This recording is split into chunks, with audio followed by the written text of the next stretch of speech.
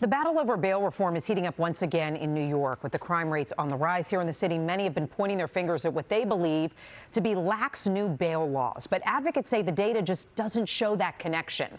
Let's go to News 4's Andrew Siff live in Murray Hill with the governor's new stance on this issue. Andrew.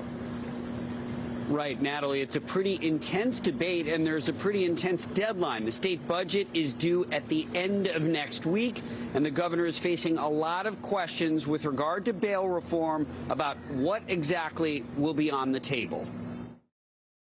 Under pressure in Albany, Governor Kathy Hochul today tried to stake out new middle ground in the bail reform debate, penning a new op-ed in which she states blaming bail reform for the increase in violence that cities across America are facing isn't fair and isn't supported by the data. But the governor also still calling for new standards to add the number of crimes eligible for bail. State lawmakers voicing doubts. When you look at what has been proposed by the governor, it takes us backwards from where we were pre-2019. What we wanted to do was put some data on the table. City Controller Brad Lander said the conclusion from his study of bail trends is clear.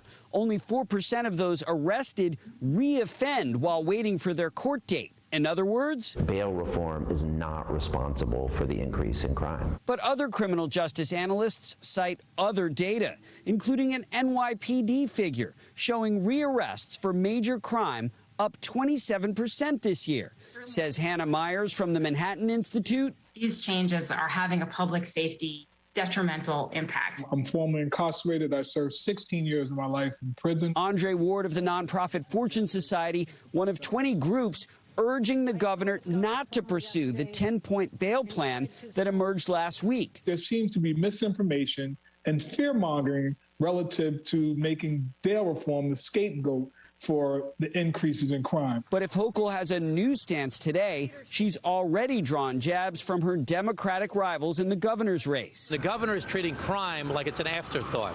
This 10-point plan of hers is not a plan at all. It's half-baked, it's phony. Governor Hochul and so many others do not have the courage to push back on false narratives. As you can tell, a lot of opposing views on this highly charged issue, and only 1 week to go before we find out if any changes are in the state budget. We're live on the east side. Andrew Siff, News 4 New York. The debate is